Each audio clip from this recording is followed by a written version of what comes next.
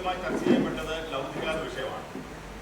ആ വിഷയത്തെക്കുറിച്ച് പല പ്രാവശ്യം അനിലാൻജിയും അതുപോലെ ഞാനും പല പ്രാവശ്യം ഇതിനെക്കുറിച്ച് ഞങ്ങളുടെ നിലപാടുകൾ പറഞ്ഞിട്ട് പോലും ഈ പറയുന്ന രണ്ട് സ്ഥലത്തുള്ള സ്ഥാനാർത്ഥികളും ഇതിനെക്കുറിച്ച് ഒരു മറുപടി പറയാൻ വേണ്ടി പോലും തയ്യാറാവുന്നില്ല. അവര് ഇതിനെ അനുകൂലിക്കുന്നവരാണോ എന്ന് പറയണം. ഈ പറയുന്ന രണ്ട് സ്ഥലത്തും ഉണ്ടായിട്ടുള്ള പള്ളികളുടെ ആക്രമണങ്ങൾ ഉൾപ്പെടെയുള്ള പല വിഷയങ്ങൾ ഈ പറയുന്ന കേരള കോൺഗ്രസ് എന്ന് പറയുന്നത് പ്രത്യേകിച്ച് ക്രിസ്ത്യൻ സമുദായത്തിന് വേണ്ടിയിട്ട് അവർക്ക് വേണ്ടി നിൽക്കുന്ന സംഘടന എന്ന് പറഞ്ഞ് നിൽക്കുന്ന ആളുകളാണ്. റബ്ബറിന് വേണ്ടിയും ആ സമുദായത്തിന് വേണ്ടിയും ഉണ്ടായിട്ടുള്ള ഈ രാഷ്ട്രീയ പാർട്ടികൾ ഈ പറയുന്ന രണ്ട് വിഷയങ്ങളെയും അവർ അഡ്രസ്സ് ചെയ്യാൻ തയ്യാറാവുന്നില്ല. അതായത് അവർ ഈ പറയുന്ന കോട്ടയത്തെ ജനങ്ങൾക്ക് വേണ്ടിയിട്ട് ഒന്നും പറയാൻ തയ്യാറല്ല എന്നുള്ളതാണ് അതിൻ്റെ സത്യാവസ്ഥ. അതുപോലെ തന്നെ റബ്ബറിൻ്റെ വിഷയം എന്ന് പറയുന്നത് പത്തനംതിട്ടയിലും ഇവിടെയും ഒരേപോലെ, പ്രത്യേകിച്ച് കേരളത്തിലെ ബഹുഭൂരിപക്ഷം വരുന്ന എല്ലാ നിയോജകമണ്ഡലങ്ങളും ബാധിക്കുന്ന ഒരു പ്രശ്നമാണ് ഈ പറയുന്ന റബ്ബർ വിഷയം. ആ വിഷയത്തിൽ വളരെ ശക്തമായിട്ടുള്ള നിലപാടുകൾ ഞങ്ങൾ രണ്ടും ഒരുമിച്ച് എടുത്തിട്ടുണ്ട്. തീർച്ചയായും 250 രൂപയിലേക്ക് റബ്ബറിൻ്റെ വില കൊണ്ടുവരുന്ന പ്രവർത്തനങ്ങളുടെ പ്രാരംഭ നടപടികളും ആരംഭിച്ചിട്ടുണ്ട്.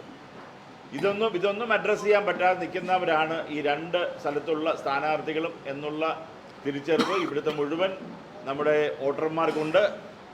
അതുതന്നെ ഞങ്ങളുടെ പ്രധാന വിഷയങ്ങളിൽ ഏറ്റവും പ്രധാനപ്പെട്ട വിഷയങ്ങൾ ഇതൊക്കെ തന്നെയാണ്. വിഷയവുമായി ബന്ധപ്പെട്ടുകൊണ്ട് നേരത്തെ കേന്ദ്ര ഏജൻസി അന്വേഷണം നടത്തിയിട്ട് അങ്ങനെ ഒരു സംഭവം ഇല്ല എന്ന് അന്വേഷിച്ചത് കേന്ദ്ര ഏജൻസിയാണ്, സ്റ്റേറ്റ് ഗവൺമെന്റ് ഏജൻസിയല്ല. അങ്ങനെ ഇല്ലാത്തൊരു ആരോപണം വീണ്ടും വീണ്ടും നിങ്ങൾക്ക് അല്ലെ അതെങ്ങനെ പറയുന്നത്? ഈ പറയുന്ന കേരളത്തിൻ്റെ മുഖ്യമന്ത്രി AK ആന്റണിയുടെ അന്വേഷിച്ച ശേഷം അതിനെപ്പറ്റി ഉണ്ടെന്നുള്ള വളരെ വ്യക്തമായി പറഞ്ഞു കഴിഞ്ഞു. കോടതിയിൽ ഇവിടെ അന്വേഷണം നടന്ന ശേഷം അതിൻ്റെ തെളിവുകൾ സഹിതം വന്നിട്ടുള്ളതാണ്. ഇത് മാത്രമല്ല, ഇവിടുത്തെ മുഴുവൻ പോലീസ് ഡിപ്പാർട്ട്മെൻറ്റ് വർക്ക് ചെയ്യുന്ന ആളുകളും വളരെ വ്യക്തമായി പറഞ്ഞിട്ടുള്ളതാണ്. ഇത് ഞങ്ങൾക്ക് ഏതായാലും എല്ലാവർക്കും വളരെ വ്യക്തമായിട്ട് അറിയാം. നിങ്ങൾ പറഞ്ഞുകൊണ്ട് നിങ്ങൾക്ക് അറിയാവുന്ന കാര്യം തന്നെയാണിത്. ഇല്ല, ഇന്ന് ഇവിടെ ഈ പറയുന്ന ഈ പറയുന്ന കേരള സ്റ്റോറി പറഞ്ഞപ്പോൾ ഇത്രയും കൂടുതൽ ബഹളം ഉണ്ടാക്കേണ്ട ആവശ്യം എന്തുവാ?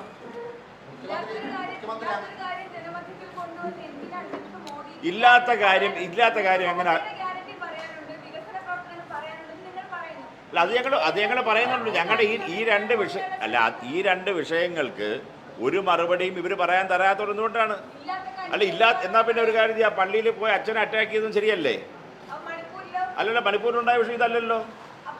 മണിപ്പൂരിലുണ്ടായ വിഷയം ഇവിടുത്തെ ഏതെങ്കിലും BJP-ക്കാരെ പോയി അറ്റാക്ക് ചെയ്തോ? അല്ലല്ല, ഇത് നിങ്ങളിത് ഇപ്പം പറയുന്നത് രാഷ്ട്രീയക്കാർ പറയുന്ന പോലെ നിങ്ങൾ മീഡിയ പറയേണ്ട ആവശ്യമില്ലല്ലോ. അല്ല, നിങ്ങളെ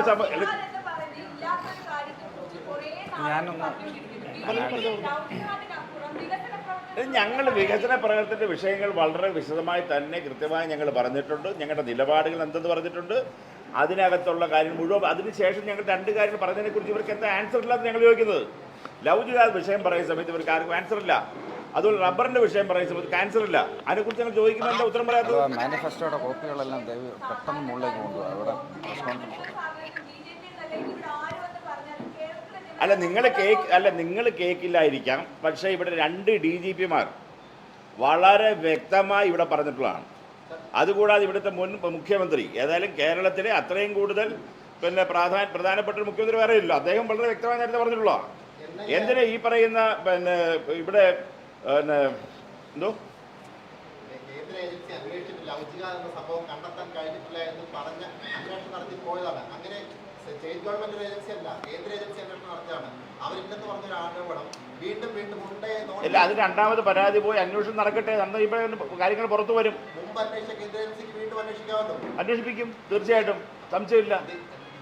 അല്ല, ഇതിനകത്ത് ഏതാണെങ്കിലും ലൗകികത ഇവിടെ ഉണ്ടെന്നുള്ള കാര്യത്തിൽ ഒരു സംശയവും ഇവിടെ സാധാരണ മലയാളിക്കില്ല. തെറ്റുപറ്റിയിട്ടുണ്ടാവും, തീർച്ചയാണ്. അങ്ങനെ ഒരു ഏജൻസി അന്വേഷിച്ചാൽ ഇല്ല എന്ന് പറഞ്ഞ് തെറ്റാണത്. ഏത് ഏജൻസി അന്വേഷിച്ചാലും.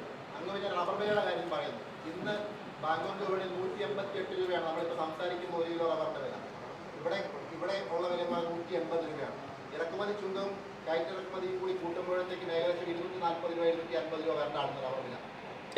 എങ്ങനെ ഇറക്കുമതി ചുങ്കവും കയറ്റിറക്കുമതി കൂലിയും കൂടെ വരുമ്പോൾ ഇന്ന് റബ്ബറിന്റെ വില ആഭ്യന്തര വിപണി 240 രൂപയോളം വരേണ്ടതാണ്. നമ്മളിത് പറയുമ്പോൾ ഇവിടുത്തെ വൻകിട പേർ കമ്പനിയായിട്ടുള്ള MRF-ൽ അമിത്ഷായ്ക്ക് ഉൾപ്പെടെ നിക്ഷേപമുണ്ടെന്നുള്ള വാർത്ത പുറത്തു വരുമ്പോഴാണ്. എവിടെ MRF എത്രയോ വർഷങ്ങൾക്ക് മുമ്പ് തുടങ്ങിയ ഒരു സ്ഥാപനമാണ്. ആ സ്ഥാപനത്തിൽ അമിത്ഷായ്ക്ക് ഇൻവെസ്റ്റ്മെന്റ് ഉണ്ടെന്ന് പറയാൻ നിങ്ങൾക്ക് എന്ത് നാണം വരുന്നില്ലേ? ഇല്ലാത്ത കാര്യം എന്തിനാ പറയുന്നത്? ഇത് വെറുതെ രക്ഷപ്പെടും. കാരണം ഞാൻ ചോദിക്കട്ടെ, ഈ പറയുന്ന പ്രശ്നം എന്ന് പറയുന്നത് വില കുറഞ്ഞത് ഈ പറഞ്ഞ എൻ ഡി എ ഗവൺമെൻറ് പറഞ്ഞപ്പോഴല്ല, അതിന് മുമ്പ് പിന്നെ വില കുറഞ്ഞതാണ്. ആ കാലഘട്ടത്തിൽ വില കുറഞ്ഞതിനേക്കാൾ ഇപ്പം വില കൂടി ഇത്രയും വർദ്ധിക്കുക. ഇപ്പം എങ്ങനെ കൂടി? കോമ്പൗണ്ട് റബ്ബറിനും അതുപോലെ നാച്ചുറൽ റബ്ബറിനും ഡ്യൂട്ടി ഇമ്പോസ് ചെയ്തു. ഇതിനു മുമ്പ് ഇല്ലായിരുന്നു. ഇപ്പം പറയുന്ന ഇപ്പം ഏഷ്യൻ കൺട്രിയിൽ നിന്ന് മാത്രമേ ഉള്ളൂ കോമ്പൗണ്ട് റബ്ബർ ഇമ്പോർട്ട് ചെയ്യാൻ പറ്റുന്ന ഡ്യൂട്ടി ഇല്ലാതെ. അത് ഡ്യൂട്ടി ഇമ്പോസ് ചെയ്യാൻ വേണ്ടി പോവുകയാണ്. ഡ്യൂട്ടി ഇമ്പോസ് ചെയ്യുമ്പോൾ വില കൂടും. അത് ഞാൻ പറയും, ഇപ്പം ഇമ്പോർട്ട് ഡ്യൂട്ടി, അതായത് കോമ്പൗണ്ട് റബ്ബറിൻ്റെ ഇമ്പോർട്ട് ഡ്യൂട്ടി 10% ഈ പറയുന്ന നമ്മുടെ ഏഷ്യൻ കൺട്രീസിന് വരുന്നത്. ആ ഡ്യൂട്ടി ഇൻക്രീസ് ചെയ്ത് കഴിഞ്ഞാൽ ഇതിനേക്കാൾ കൂടുതൽ വിലയിലേക്ക് വരും.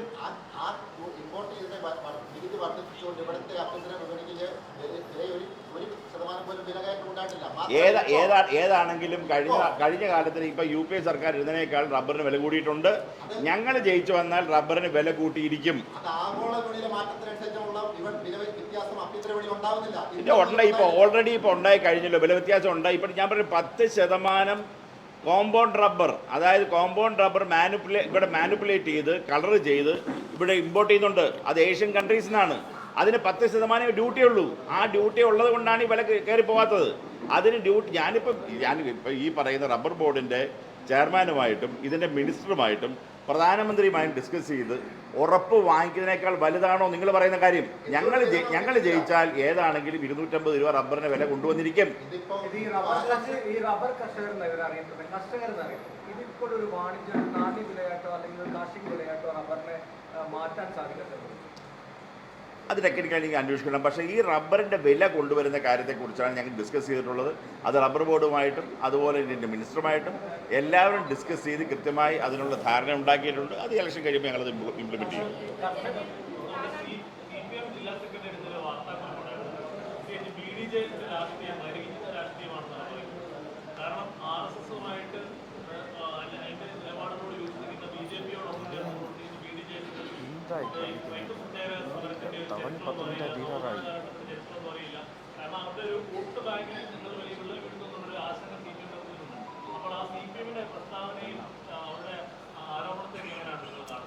ഞങ്ങൾ ജയിക്കാൻ വേണ്ടി പോകുമ്പോൾ ഓട്ടോമാറ്റിക്കലി വരുന്ന കുറേ ആരോപണങ്ങൾ എന്നുള്ളത് മാത്രമേ ഞങ്ങൾ കാണുന്നു. അതിനൊന്നും വില കാണുന്നില്ല ഞങ്ങൾ.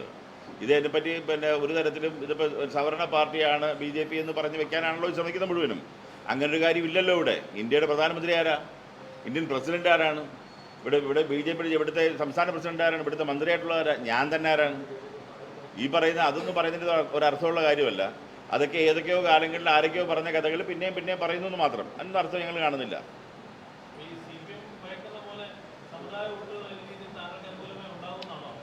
അത് അങ്ങനെയല്ല. ഇവിടെ എല്ലാ സമുദായത്തിൻ്റെ വോട്ടുകളും എല്ലാ ആളുകളുടെ വോട്ട് കോട്ടയെ സംബന്ധിച്ചുള്ളതാണെങ്കിലും പത്തനംതിട്ടയെ സംബന്ധിച്ചുള്ള ഞങ്ങൾക്ക് വരുന്നതാണ്. കാരണം നാച്ചുറലായിട്ട് ഈ കഴിഞ്ഞ 15-10 വർഷക്കാലമായി ഒന്നും ചെയ്യാൻ പറ്റിയിട്ടില്ല. അതുപോലെ തന്നെ അതിന് മുമ്പ് ഈ പറയുന്ന ആളുകൾ വളരെ കൃത്യമായി അവർ പിന്നെ ഭരണത്തിലുണ്ടായിരുന്നവരാണ്. ആ കാലഘട്ടത്തിൽ ഒന്നും ചെയ്യാൻ പറ്റിയിട്ടില്ല. ഇനി എന്തെങ്കിലും നടക്കണമെങ്കിൽ അതിൽ 400 പരം സീറ്റുമായിട്ട് NDA സർക്കാർ അധികാരത്തിൽ വരും. അധികാരത്തിൽ വന്നു കഴിയുമ്പോഴത്തേക്ക് ഓട്ടോമാറ്റിക്കലി നമുക്ക് കേരളത്തിൻ്റെ ഡെവലപ്മെൻറ്റ്, പ്രത്യേകിച്ച് കോട്ടയത്തിൻ്റെ ഡെവലപ്മെൻ്റ് എല്ലാം പിന്നെ പത്തനംതിട്ട ഡെവലപ്മെൻറ്റ് ഞങ്ങൾ ജയിപ്പിച്ചാലേ അവിടെ കൂടുതൽ വികസനം വരികയുള്ളൂ. അത് മനസ്സിലാക്കുന്ന ആളുകളാണ് ഉള്ളത്. അതിന് ജാതി പറഞ്ഞും മതം പറഞ്ഞും നമ്മൾ ചെയ്യേണ്ട ആവശ്യമില്ല.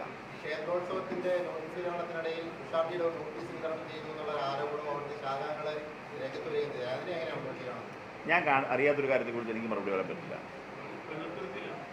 എനിക്ക് അങ്ങനെ ആരും എൻ്റെ ആരും ഇതുവരെ വിൽക്കുക അല്ലെങ്കിൽ അതിനെക്കൊണ്ട് പ്രശ്നം ഉണ്ടായിട്ടേ ഇല്ല.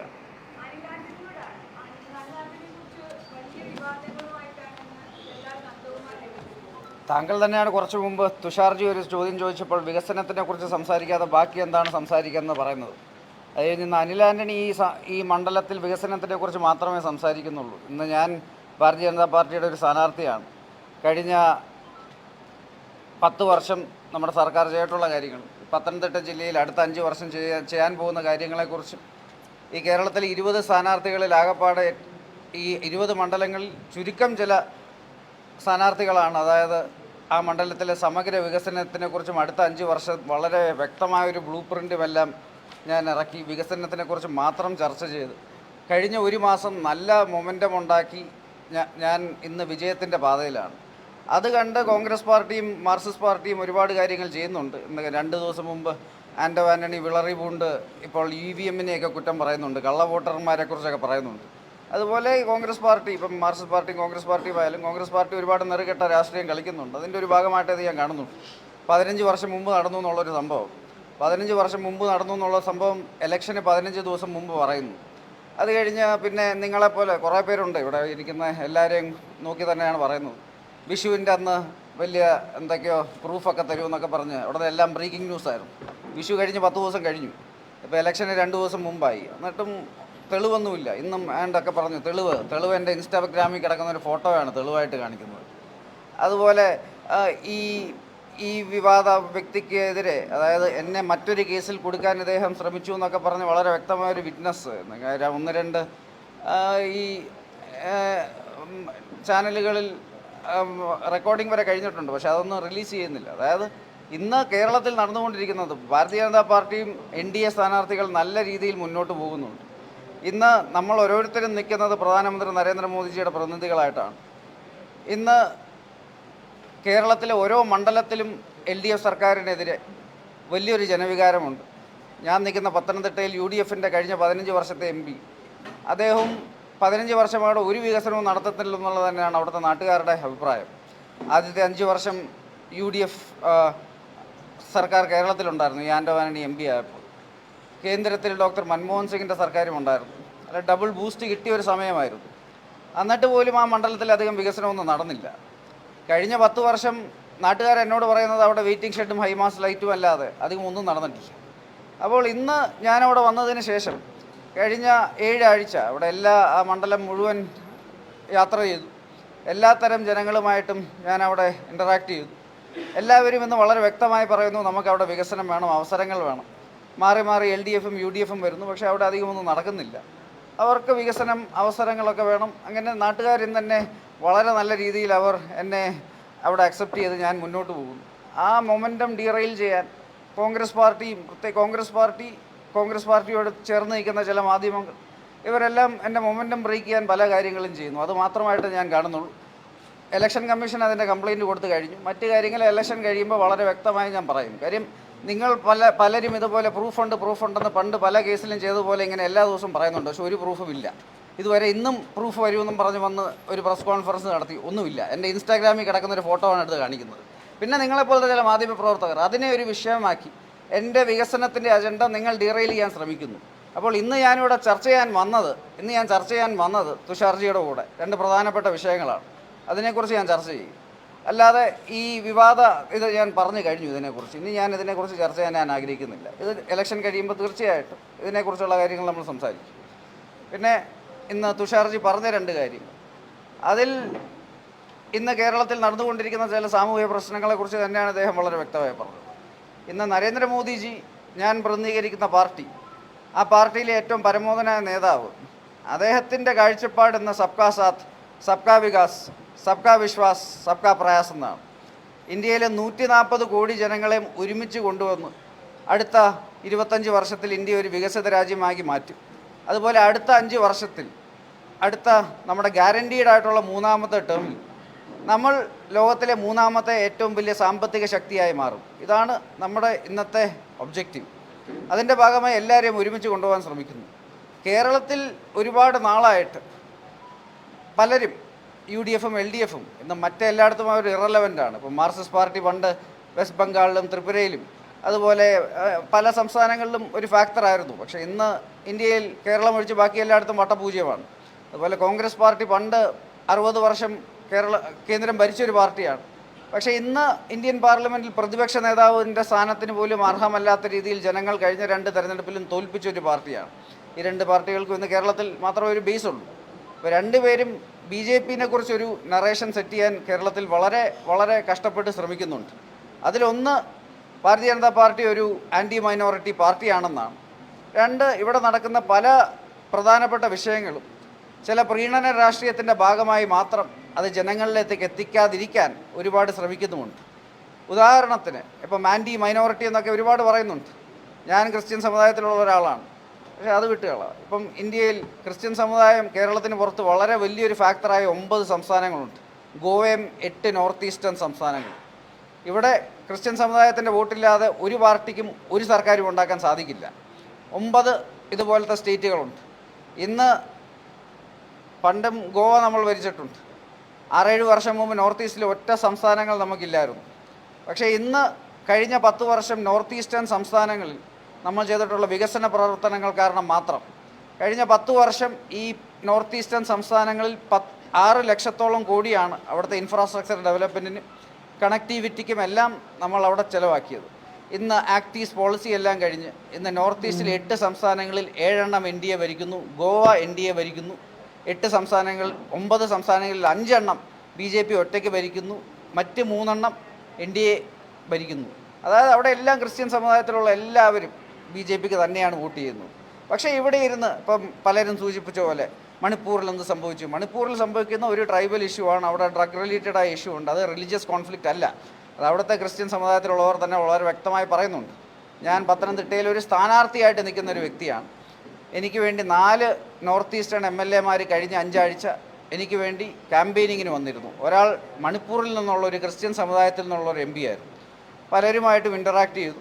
അവർ അവിടുത്തെ കാര്യങ്ങൾ വളരെ വ്യക്തമായി ക്രിസ്ത്യൻ സമുദായത്തിലുള്ള ഒരുപാട് പേരോട് പറയുന്നുണ്ട്. അവർക്ക് സത്യം മനസ്സിലായി തുടങ്ങി. എന്നിട്ടും ഇവിടെ കേരളത്തിലുള്ള UDFും LDFും പിന്നെ നിങ്ങളെപ്പോലെ ചിലവരുമൊക്കെ അതിൻ്റെ ഭാഗമാണ്. അവർ ഇന്നും ഇവിടെ ഇരുന്ന് അവർ ചെയ്യാൻ ശ്രമിക്കുന്നത് മണിപ്പൂരിൽ നിന്ന് നടന്നുകൊണ്ടിരിക്കുന്ന ഒരു വർഗീയ ലഹളയാണെന്ന് ജനങ്ങളെ തെറ്റിദ്ധരിപ്പിക്കാൻ ഒരുപാട് ശ്രമിക്കുന്നുണ്ട്. അതുപോലെ തന്നെ കേരളത്തിൽ നടക്കുന്ന ഒരുപാട് കാര്യങ്ങൾ ജനങ്ങളെ അറിയിക്കാതിരിക്കാനും ശ്രമിക്കുന്നുണ്ട്. അതിലൊന്നാണെന്ന് തുഷാർജി അവതരിപ്പിച്ച ഒരു ഇഷ്യൂ. ഈ ലവ് ജിഹാദ് എന്നുള്ളൊരു ടേം ആദ്യമായിട്ട് ഇന്ത്യയിൽ കൊണ്ടുവന്നത് BJPയോ അല്ലെങ്കിൽ BJPയുടെ ഏതെങ്കിലും നേതാവോ അല്ല. 2008 2 ബിഷപ്പുമാർ കേരളത്തിൽ വെച്ച് മാർ ജോസഫ് കല്ലറക്കാട് പിതാവും അതുപോലെ മാർ ജോസഫ് പ്ലാമ്പാനി 2 പിതാക്കന്മാരാണ് 2008 ഈ ടേം ആദ്യമായിട്ട് ഇന്ത്യയിൽ ഉപയോഗിച്ചത്. 2009 ജേക്കബ് പുന്നൂസ് അദ്ദേഹമായിരുന്നു DGP. അദ്ദേഹമാണ് ഇങ്ങനെ ഒരു ഇഷ്യൂ ഉണ്ടെന്ന് ആദ്യമായിട്ട് കേരളത്തിൽ അവതരിപ്പിച്ചത്. ഞാനിന്ന് സ്ഥാനാർത്ഥിയാവുന്നത് പത്തനംതിട്ടയിലാണ്. ഈ ഇഷ്യൂ ആദ്യം ഇന്ത്യയിൽ ഒരു കേസുണ്ടായി രജിസ്റ്റർ ചെയ്തത് ഞാൻ മത്സരിക്കുന്ന പത്തനംതിട്ടയിലാണ്. ഇതെല്ലാം വാസ്തവമാണ്. നിങ്ങൾ നാട്ടുകാരെ അറിയിച്ചാലും അറിയിച്ചില്ലെങ്കിലും ഇത് വാസ്തവമാണ്. അത് കഴിഞ്ഞ് ഇപ്പോൾ നിങ്ങൾ കാണുന്ന കാര്യങ്ങൾ ഇപ്പോൾ നിങ്ങൾ പലരും പറയുന്നു ആൻറ്റി മൈനോറിറ്റി. എന്താ ആൻറ്റി മൈനോറിറ്റി? നിങ്ങൾ മണിപ്പൂരിനെ കുറിച്ച് കുറേ പറയുന്നുണ്ട്. കേരളത്തിൽ ഞാൻ മത്സരിക്കുന്ന മണ്ഡലം അവിടെ ഒരു പൂഞ്ഞാറുണ്ട്. പൂഞ്ഞാറിലൊരു വൈദികനെ ആക്രമിക്കപ്പെട്ടു കുറച്ച് നാൾ മുമ്പ്. ഈ വൈദികനെ ആക്രമിക്കപ്പെട്ടപ്പോൾ എനിക്കെതിരെ നിൽക്കുന്ന 2 സ്ഥാനാർത്ഥികളുണ്ട്. ശ്രീ ആൻഡോ ആൻ്റണിയുണ്ട്, ഡോക്ടർ തോമസ് ഐസക്കും ഉണ്ട്.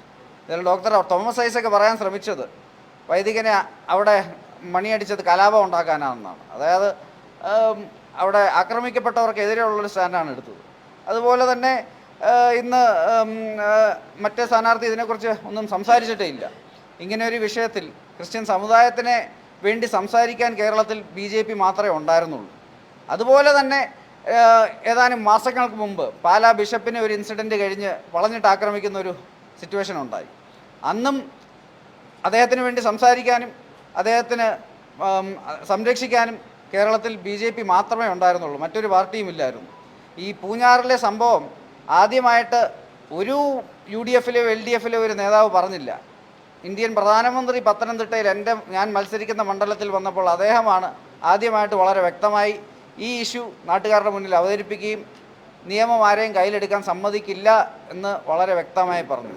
ഇന്ന് ക്രിസ്ത്യാനികൾ മേജർ ഫാക്ടറായിട്ടുള്ള 7-8 സംസ്ഥാനങ്ങളിൽ ഒരു സംസ്ഥാനം ഒഴിച്ച് ബാക്കി എല്ലാം ഭാരതീയ ജനതാ പാർട്ടിയും NDAയുമാണ് ഭരിക്കുന്നത്. അതിൻ്റെ അർത്ഥം തന്നെ ഈ സമുദായത്തിലുള്ളവർ BJPയിൽ പൂർണ്ണ വിശ്വാസം ഇന്ത്യയിൽ ഒരറ്റം തൊട്ട് മറ്റേ അറ്റം വരെ നൽകുന്നുണ്ട്. അത് തന്നെയാണ് ഇന്ന് കേരളത്തിൽ നടന്നുകൊണ്ടിരിക്കുന്നത്.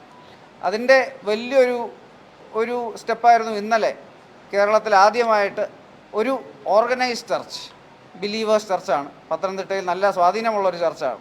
എനിക്കും തിരുവനന്തപുരത്ത് നിൽക്കുന്ന രാജീവ് ചന്ദ്രശേഖർജിക്കും 2 പേർക്കും പരസ്യമായിട്ട് പിന്തുണ പ്രഖ്യാപിച്ചു. ആദ്യമായിട്ടാണ് അത്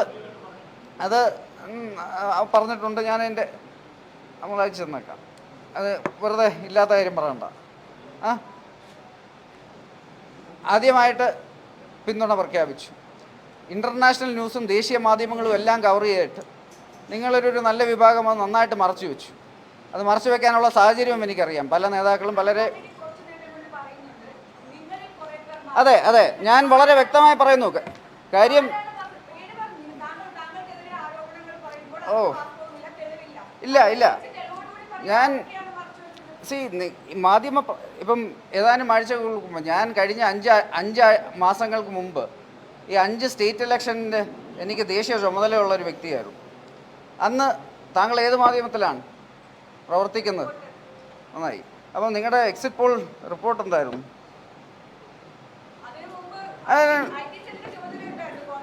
അല്ലല്ല, ഇതിൽ പലരും 5 സംസ്ഥാനങ്ങൾ കഴിഞ്ഞപ്പം പറഞ്ഞത് 3 സംസ്ഥാനങ്ങൾ BJP തോറ്റ് കഴിഞ്ഞു, മിസോറാമിൽ കോൺഗ്രസ് ഏറ്റവും വലിയ ഒറ്റക്കക്ഷി, ഇതൊക്കെ വായിച്ച കാര്യങ്ങളാണ്. അവസാനം തെരഞ്ഞെടുപ്പ് കഴിഞ്ഞപ്പോൾ 3 സംസ്ഥാനങ്ങൾ നമ്മൾ ജയിച്ചു നല്ല ഭൂരിപക്ഷത്തോടെ. മറ്റ് 2 സംസ്ഥാനങ്ങളിലും നമുക്ക് ചരിത്രത്തിൽ ഏറ്റവും വലിയ നല്ല റിസൾട്ടാണ് കിട്ടിയത്. പക്ഷേ ഇതിൻ്റെയൊക്കെ നേരെ വിപരീതമാണ് ഇവിടെ റിപ്പോർട്ട് ചെയ്തുകൊണ്ടിരിക്കുന്നത്. ഞാൻ ഇതുവരെ നല്ല ഭൂരിപക്ഷത്തിൽ ജയിക്കും തീർച്ചയായിട്ടും. ഓൾ ഇന്ത്യ നമ്മൾ ഓരോ ബൂത്തിലും മിനിമം 370 വോട്ടെങ്കിലും കൂട്ടാൻ തന്നെയാണ് നമ്മുടെ ടാർഗറ്റ്. അത് പത്തനംതിട്ടയിൽ നമ്മൾ മീറ്റ് ചെയ്യും, നല്ല ഭൂരിപക്ഷത്തിൽ ജയിക്കും. കോൺഗ്രസ് ദേശീയ രാഷ്ട്രീയത്തിൽ ഭരിച്ച് ഈ രാജ്യത്തെ ഈ അവസ്ഥയിലേക്ക് എത്തിക്കുന്നു. താങ്കളുടെ പിതാവ് ദേശീയ രാഷ്ട്രീയത്തിൽ ഒരു മുഖമായിരുന്നു, മന്ത്രിയായിരുന്നു. ഈ അവസ്ഥയിൽ ഈ രാജ്യത്തെ എത്തിച്ചതിൽ താങ്കളുടെ പിതാവിന് ഒരു പങ്കില്ലേ? ആദ്യത്തെ 67 വർഷത്തിൽ കാണാത്ത രീതിയിലുള്ള വികസനം കഴിഞ്ഞ 10 വർഷത്തിൽ നടന്നിട്ടുണ്ട് ഓരോ രംഗത്തും. 2014 ഇന്ത്യയുടെ GDP 2 ട്രില്യൺ ആയിരുന്നു, ഇന്ന് ഏകദേശം 4 ട്രില്യനായി. ഏത് രംഗത്തും ഞാൻ പറയുന്നു, അദ്ദേഹം 52 വർഷം പാർലമെൻറ്റേറിയനായിരുന്നു, 52 വർഷം 64 വർഷം സജീവ രാഷ്ട്രീയത്തിലുണ്ടായിരുന്നു. ഇന്ന് പാർലമെൻ്ററി രാഷ്ട്രീയത്തിൽ നിന്ന് വിരമിച്ചു. പക്ഷേ അദ്ദേഹം ഒരുപാട് കാര്യങ്ങൾ സമൂഹത്തിന് ചെയ്തിട്ടുണ്ട്. 5 പ്രാവശ്യം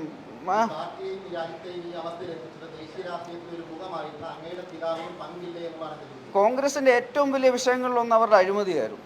അത് രാഷ്ട്രീയ ഞാൻ പറഞ്ഞതിൻ്റെ ഇടയ്ക്ക് കയറാതെ ഞാൻ പറഞ്ഞു വരട്ടെ, അതല്ല പറഞ്ഞു വരുന്നത്. കോൺഗ്രസിൻ്റെ ഏറ്റവും വലിയ വിഷയം അഴിമതിയായിരുന്നു. ഇന്ന് രാഷ്ട്രീയ എതിരാളികൾ തന്നെ വളരെ വ്യക്തമായി പറയുന്നൊരു കാര്യമുണ്ട്, AK ആന്റണി അഴിമതിക്കാരനല്ല. പക്ഷെ നിർഭാഗ്യവശാൽ അദ്ദേഹത്തിൻ്റെ എല്ലാ കൊളീഗ്സും ഒരുവിധം എല്ലാവരും അങ്ങനെ ആയിപ്പോയി. അപ്പം അദ്ദേഹം ഏറ്റവും പരമോന്നത നേതാവല്ലായിരുന്നു കോൺഗ്രസിൻ്റെ. അപ്പം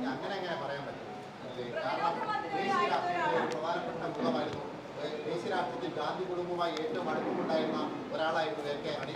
അങ്ങനെയുള്ള AK ആന്റണി അത്തരം അഴിമതിയുള്ള ഒരു പാർട്ടിയിലാണ് നിൽക്കുന്നതെങ്കിൽ അദ്ദേഹത്തിന് ഇപ്പോഴും കോൺഗ്രസ് പാർട്ടിയോട് വിട പറഞ്ഞ് പുറത്തേക്ക് വരത്തില്ലേ? അദ്ദേഹം പാർലമെൻ്ററി രാഷ്ട്രീയത്തിൽ നിന്ന് വിരമിച്ചു. ഇന്ന് ഇന്ത്യൻ ജനത നരേന്ദ്രമോദിജിയിലും ഭാരതീയ ജനതാ പാർട്ടിയിലും ദേശീയ ജനാധിപത്യ മുന്നണിയിലും പൂർണ്ണ വിശ്വാസത്തോടെ പിന്നെയും നമുക്ക് വോട്ട് ചെയ്യുന്നുണ്ട്. 2014-ലും 2019-ലും രാഹുൽ ഗാന്ധി നയിക്കുന്ന കോൺഗ്രസ് പാർട്ടിയെ പ്രതിപക്ഷ നേതാവ് സ്ഥാനത്തിന് പോലും അർഹമല്ലാത്ത രീതിയിൽ ഇന്ത്യൻ ജനത തന്നെയാണ് തോൽപ്പിച്ചത്. ഈ തെരഞ്ഞെടുപ്പിലും അത് തന്നെയാണ് വരാൻ പോകുന്നത്. നമ്മളിവിടെ ചർച്ച ചെയ്യാൻ വന്ന 2 പ്രധാനപ്പെട്ട വിഷയം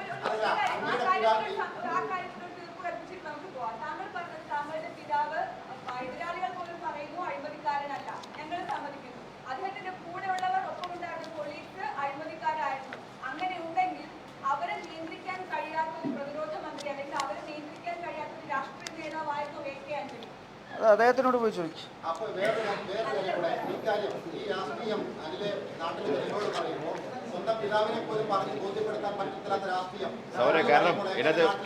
ഇവിടെ വിഷയം AK ആന്റണിയോ കോൺഗ്രസോ അല്ല, ഇവിടെ 2 പ്രധാനപ്പെട്ട വിഷയം ഉന്നയിച്ചു. ഇത് വേറെ കാര്യമുണ്ട്. നമ്മൾ ഇതുവരെ ഇന്ത്യയിൽ ഇങ്ങനെ ഒരു ഗവൺമെൻറ് വരും എന്ന് ഒരിക്കലും കരുതിയിരുന്നതല്ല. ഇത് നമ്മൾ കാലാകാലങ്ങളായി ഇന്ത്യക്ക് സ്വാതന്ത്ര്യം കിട്ടിയ ശേഷം സാധാരണ ഓരോ പ്രാവശ്യങ്ങളിലും കോൺഗ്രസ് ഗവൺമെൻറ് സെൻട്രലിൽ വരും. ഒരു സെൻട്രൽ ഗവൺമെൻറ്റിൻ്റെ അധികാരം എന്തെന്ന് പോലും ഒരു കാലഘട്ടത്തിൽ ഇന്ത്യയിലുള്ള സാധാരണ ജനത്തിന് അറിയില്ല.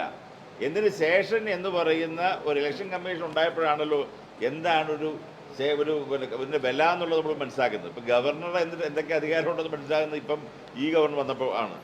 എന്ന് പറഞ്ഞ പോലെ കേന്ദ്രത്തിൽ ഒരു കെട്ടുറപ്പുള്ള ഒരു കേന്ദ്ര മന്ത്രിസഭ വരികയും ആ 10 വർഷക്കാലം കൊണ്ട് ഒരു രാജ്യത്തെ എങ്ങനെ ചേഞ്ച് ചെയ്യാമെന്ന് കാണിച്ചു തന്നതാണ് യഥാർത്ഥത്തിൽ ഈ കണ്ട അമിത്ഷായും അതുപോലെ തന്നെ നരേന്ദ്രമോദിയും കഴിഞ്ഞ 10 വർഷക്കാലം ചെയ്തത്. അതുകൊണ്ട് തന്നെയാണല്ലോ ആളുകൾ മുഴുവൻ ഇന്ത്യയുടെ നമ്മുടെ മറ്റു ഭാഗങ്ങൾ മുഴുവൻ നോക്കിയാൽ എല്ലാ തരത്തിലുള്ള ഫാക്ടറികളാണെങ്കിലും സ്ഥലങ്ങളാണെങ്കിലും എല്ലാ ഡെവലപ്മെൻറ്റ്സ് വന്നുകൊണ്ടാണ് എല്ലാവരും അങ്ങോട്ടേക്ക് കോൺസെൻട്രേറ്റ് ചെയ്യുന്നത്. കാരണം എല്ലാവരുടെയും ജീവിത നിലവാരം ഉയരുക, എല്ലാവരുടെയും പ്രദേശങ്ങൾ മുഴുവൻ ഡെവലപ്പ് ചെയ്യുക, മറ്റുള്ളവരെയൊക്കെ വലിയ രാജ്യമായി നമ്മൾ മാറുക എന്നുള്ളത് സാധാരണ ജനത്തിൻ്റെ ഒരു വികാരമാണ്.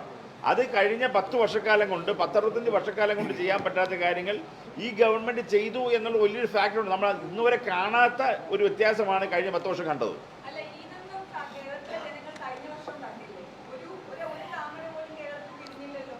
അല്ല അതിൻ്റെ കുഴപ്പമല്ലേ? നമ്മൾ കേരളത്തിൻ്റെ അവസ്ഥ എന്ന് പറയുന്നത് എന്താണ് അറിയത്തില്ലേ? ഇതുവരെ മറ്റ് സംസ്ഥാനങ്ങളെക്കാൾ മികച്ചതാണ്. ഇതുവരെ അറിയത്തില്ലേ? കഷ്ടമാണ്. അല്ല, അതായത് ഞാൻ നിൽക്കുന്ന ചൂടാകാതെ എൻ്റെ പൊന്ന് റിപ്പോർട്ടറെ, ചൂട് ഇത്രയും വികാരം വേണ്ട. ഞാൻ നിൽക്കുന്ന പത്തനംതിട്ടയിൽ ഞാനൊന്ന് പറഞ്ഞു കഴിഞ്ഞിട്ട് ഞാനിവിടെ CPM-നേക്കാൾ വലിയ CPM ആകാതെ അവര് നോക്കിക്കോളൂ. അല്ല ഇപ്പൊ ഇത്രയും കൂടുതൽ ഞങ്ങളോട് എൻ്റെ റിപ്പോർട്ടർ എന്തിനാ ഞങ്ങളോട് ദേഷ്യപ്പെടുന്നത്? റിപ്പോർട്ടർ ഞങ്ങൾ സൗമ്യമായിട്ടല്ലേ പറയുന്നത്. റിപ്പോർട്ടർ ഞാൻ കേൾക്കുന്നു പറയാം, ചാടിക്കടിച്ച് കൊല്ലാതെ. നമുക്ക് കേരള സംബന്ധിച്ചുള്ള ഒരു വ്യവസായമില്ല, ഒരു പുതിയ ഫാക്ടറികളോ. കഴിഞ്ഞ ഇന്ത്യക്ക് സ്വാതന്ത്ര്യം കിട്ടിയിട്ട് ഇത്രയും വർഷങ്ങളായി. ഒരു 10,000 പേര് ജോലി ചെയ്യുന്ന ഏതെങ്കിലും ഒരു പുതിയ ഇൻസ്റ്റിറ്റ്യൂട്ട് ഉണ്ടാക്കുവാൻ, ഒരു സ്ഥാപനം ഉണ്ടാക്കാൻ നമുക്ക് കഴിഞ്ഞിട്ടുണ്ടോ? ഞാൻ പറയുന്നത് ഇപ്പോഴത്തെ ഗവൺമെൻറ്റിനെ ഞാൻ കുറ്റം പറയില്ല. ഞാൻ നേരത്തെ പറഞ്ഞിട്ടുള്ളതാണ്. കേരളത്തിൽ എന്ന് ഇന്ത്യക്ക് സ്വാതന്ത്ര്യം കിട്ടിയ അന്ന് മുതൽ ഇന്ന് വരെ വന്നിട്ടുള്ള ഗവൺമെൻറ്റുകളൊന്നും മറ്റുള്ള സംസ്ഥാനങ്ങൾ വളരാൻ സാഹചര്യത്തിലേക്ക് നമ്മളെ കൊണ്ടുപോകാൻ പറ്റും. നമ്മുടെ അവസ്ഥ എന്താണ്? സാമ്പത്തിക സ്ഥിതി. ഇവിടുത്തെ ശമ്പളവും പെൻഷനും കൊടുത്തു കഴിഞ്ഞാൽ ഇവിടുത്തെ ഇൻട്രസ്റ്റ് കൊടുക്കാൻ വേണ്ടി പോലും പണമില്ല. യഥാർത്ഥത്തിൽ സാമ്പത്തിക സ്ഥിതി എന്ന് പറഞ്ഞാൽ ശ്രീലങ്കയുടേക്കാൾ സാമ്പത്തികമായി പിന്നോക്കം നിൽക്കുകയാണ് കേരള സംസ്ഥാനം എന്ന് പറയുന്നത്. ഇവിടുന്ന് ജനറേറ്റ് ചെയ്യപ്പെടുന്ന പണം എന്തോ? ഇവിടുന്ന് അമേരിക്കയിലും ഇംഗ്ലണ്ടിലും ഒക്കെ പോയി ജോലി ചെയ്യുന്ന, ദുബൈയിലും മറ്റിടത്തും പോയി ജോലി ചെയ്യുന്ന ആളുകൾ അയക്കുന്ന പണം മാത്രമാണ് ഇൻകം. ഇവിടെ പച്ചക്കറി ഉൾപ്പെടെ എല്ലാ സാധനങ്ങളും നമ്മൾ ഇമ്പോർട്ട് ചെയ്യണം. ഒരു സാധനങ്ങളും ഇവിടില്ല. ഇതൊന്നും ഒരു കുഴപ്പമല്ലേ? മറ്റുള്ള സംസ്ഥാനങ്ങൾ നമ്മളെടുത്ത് പരിശോധിച്ച് നോക്ക്. ഇവിടുന്ന് നമ്മൾ ഈ പറയുന്ന അരി ഉണ്ടായാൽ പോലും അത് കുത്താൻ വേണ്ടി പോകും തമിഴ്നാട്ടിലേക്കാണ്. ഈ പ്രശ്നങ്ങൾ മുഴുവൻ ഉണ്ടാകുന്ന സമയത്ത്, അതേ സമയത്ത് കേരളത്തിന് തൊട്ടപ്പുറത്ത് ഈ നേരെ നമ്മുടെ ബോർഡറിൽ പണ്ട് 2 ലക്ഷം രൂപയ്ക്ക് ഒരു ഏക്കർ സ്ഥലം കിട്ടുമായിരുന്നു. ഇപ്പം അങ്ങോട്ട് ചെന്നാൽ നേരെ അവർ 50 ലക്ഷം രൂപ ചോദിക്കുന്ന കാര്യം. അവിടെ കൃഷിയിടങ്ങളെല്ലാം ഡെവലപ്പ് ചെയ്തു, വെള്ളം കൊണ്ടുവന്നു, ഒരുപാട് ഡെവലപ്മെൻറ്റ്സ് നടക്കുന്നു. അതുപോലെ നമുക്കിവിടെ നടക്കുന്നില്ല. ഒരു വ്യവസായം ചെയ്യുന്ന ആളെ സംബന്ധിച്ചോളം പണം മുടക്കിയാൽ ഒരു കാരണവശാലും അവൻ്റെ പണം തിരിച്ച് കിട്ടുന്ന ഒരു രീതിയിലുള്ള വ്യവസായം പോലും തുടങ്ങാൻ പറ്റുന്ന സാഹചര്യമുണ്ട്.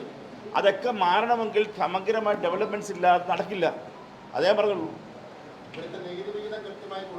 കൊടുക്കുന്നുണ്ടല്ലോ, കൃത്യമായി നികുതി വിധം കൊടുക്കുന്നുണ്ട്. അത് മാത്രമല്ല, കഴിഞ്ഞ പ്രാവശ്യം UPA ഗവൺമെൻറ് ഉണ്ടായിരുന്ന സമയത്ത് 48,000 50,000 കോടി രൂപയാണ് 10 വർഷക്കാലം കൊണ്ട് കൊടുത്തത്.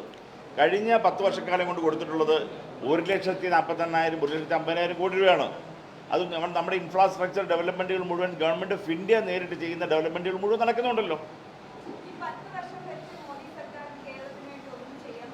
അയ്യോ, അതല്ലേ കണ്ടത്. 1,50,000 കോടി രൂപ, അതായത് കഴിഞ്ഞ UPA സർക്കാർ 10 വർഷക്കാലം കൊണ്ട് കൊടുത്തത്. അതേ 10 വർഷക്കാലം കൊണ്ട് 1 ലക്ഷം കോടി രൂപ എക്സ്ട്രാ ആണ് കൊടുത്തത്. അത് കൊടുക്കുന്നത്, ഇത് നമ്മൾ വെള്ളം വെക്കല്ലേ ദേവി, ഇത് പിന്നെ ഇത് അങ്ങോട്ട് ഞാൻ പറഞ്ഞു കേട്ട ശേഷം പിന്നെ വെള്ളം ഉണ്ടാക്കിയോ. അതിപ്പോൾ ഈ പറയുന്ന ഏത് സർക്കാരാണെങ്കിലും ഫെഡറൽ സംവിധാനത്തിൽ സ്റ്റേറ്റ് ഗവൺമെൻറ്റിലേക്കാണ് പണം കൊടുക്കുന്നത്. നമ്മളിവിടെ സാധാരണ ജനങ്ങൾക്ക് ഇപ്പം കിട്ടുന്ന പണം മുഴുവൻ കിറ്റ് ഉൾപ്പെടെ സെൻട്രൽ ഗവൺമെൻറ് പണമാണ്. ആ പണത്തിൻ്റെ പേര് മാറ്റി നമ്മൾ സ്റ്റേറ്റ് ഗവൺമെൻറ് കൊടുത്തു എന്ന് മാത്രമേ ഉള്ളൂ. ഭവന നിർമ്മാണം 4 ലക്ഷം രൂപ സ്റ്റേറ്റ് ഗവൺമെന്റ് കൊടുക്കുന്നു. കേന്ദ്ര ഗവൺമെന്റ് വിഹിതം എത്രയാണ്? പെൻഷൻ കൊടുക്കുന്നു 1,600 രൂപ കൊടുക്കുന്നു. കേന്ദ്ര ഗവൺമെന്റ് വിഹിതം എത്രയാണ്? 200 രൂപ കൊടുക്കുന്ന 6 ലക്ഷം പേർക്ക് കേന്ദ്ര ഗവൺമെന്റ്. സ്റ്റേറ്റ് ഗവൺമെന്റ് 62 ലക്ഷം പേർക്ക് പെൻഷൻ കൊടുക്കുന്നു. 200 രൂപ കൊടുക്കുന്ന കേന്ദ്ര ഗവൺമെന്റ് പറയുന്നു ഇവിടുത്തെ ആൾക്ക് മുഴുവൻ പെൻഷൻ കൊടുക്കുന്നത് 75,000 രൂപ. എന്നാ പിന്നെ കൊടുത്താൽ പോലെ ചുമ്മാ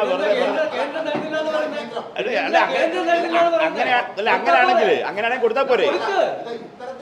അല്ലല്ല ഇത് അല്ല അത് അങ്ങനെ പറയില്ലേ?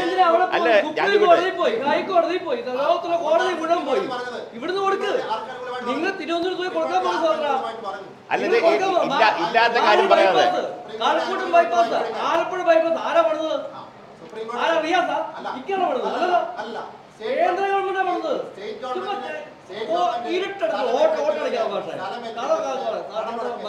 അല്ല ഇത് വെറുതെ കള്ളം പറഞ്ഞോട് പോയിട്ട് കാര്യമില്ല. അല്ലല്ല ഇത് കള്ളക്കാരൻ കുറെ നേരം കൊണ്ട് സൗകര്യം വളരെ ബുദ്ധിമുട്ടി ഓരോരോ കഥകൾ ഉണ്ടായിക്കൊണ്ടിരുന്നുണ്ട്. അതുകൊണ്ട് ഒരു കാര്യമില്ല. ഞാൻ നിൽക്കുന്ന പത്തനംതിട്ടനെ കുറിച്ച് തന്നെ പറയാം.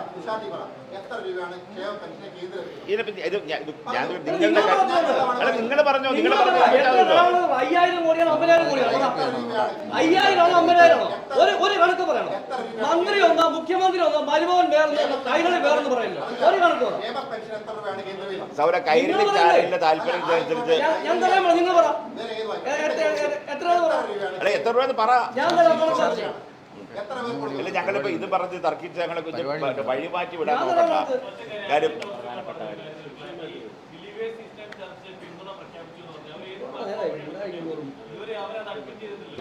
അതിൻ്റെ വീഡിയോ അയച്ചു തരാം. നമുക്ക് ഇവൻറ്റിൻ്റെ വീഡിയോ എല്ലാം ഫുള്ളായിട്ടുണ്ട്. നിങ്ങളെ മാധ്യമ സുഹൃത്തുക്കളെ എല്ലാ പരിപാടിക്ക് വിളിച്ചിട്ടുണ്ടായിരുന്നു, അതിൽ പലരും വന്നില്ല. ലൗകികാതിനെ പറ്റി നിങ്ങൾക്ക് അറിയണമെങ്കിൽ വൈക്കത്ത് വരെ പോയാൽ മതി.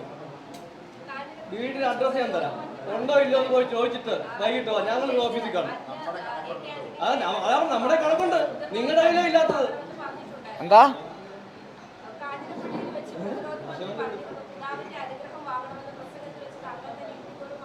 അതെ, അദ്ദേഹം വേറെ കുറേ കാര്യങ്ങൾ പറഞ്ഞിട്ടുണ്ടായിരുന്നു ആ പ്രസംഗത്തിൽ. അതിൻ്റെ ഒരു ലൈൻ മാത്രമായിരുന്നു. തീർച്ചയായിട്ടും അദ്ദേഹത്തെ കാണുമ്പോൾ അദ്ദേഹത്തിന് അനുഗ്രഹം ചോദിക്കും. ഇപ്പം അവിടെ പോകുന്നതെന്ന് തീർച്ചയായിട്ടും അദ്ദേഹത്തിന് അടുത്ത പ്രാവശ്യം എന്ന് കാണുന്നു അന്ന് ഞാൻ അനുഗ്രഹം വാങ്ങിക്കും.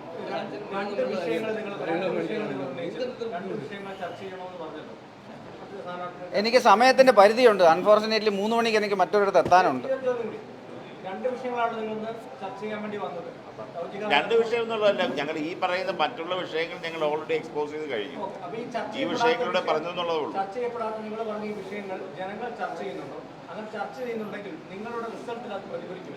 തീർച്ചയായിട്ടും ഒരു സംശയം വേണ്ട. ഇത് അറിയാൻ വയ്യാത്ത നിങ്ങൾക്കേ ഉള്ളൂ.